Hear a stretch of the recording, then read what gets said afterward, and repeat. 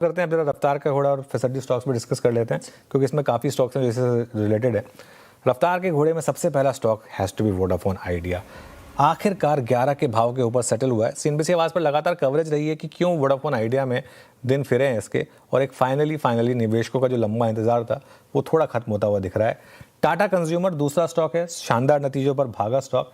सुबह सीएनबीसी आवाज़ पर बात हुई थी कि आज का हीरो ऑफ द डे हो सकता है और नंबर्स काफ़ी शानदार हैं। खासतौर से जो वॉल्यूम ग्रोथ है और जो संपन्न की वॉल्यूम ग्रोथ है वो ज़बरदस्त है।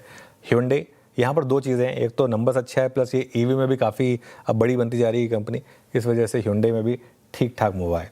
फिसड्डी स्टॉक्स, कल्याण ज्वेलर्स, सुबह 8:30 बजे हमने इसको सिंगल आउट किया था पनिशमेंट के लिए कि जितने भी ये रिलेटेड स्टॉक्स थे इसमें सबसे ज़्यादा कल्याण होगा।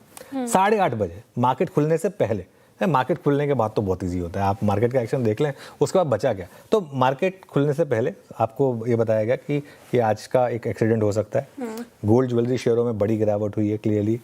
ABB खराब नंबर से गिरा स्टॉक और आज सुबह हमने आगाज़ किया था। वैसे इसमें रॉकेट साइंस नहीं थी, सबको दिख रहा था एक नंबर खराब है, लेकिन फिर भी एक रिकवरी आई, वो फेल हो गई और वहाँ पे शॉर्टिंग का मौका मिला लोगों को।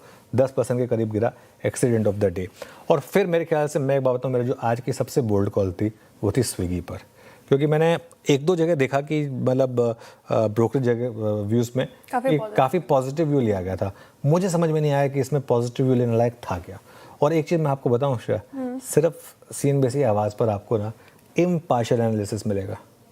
Impartial analysis.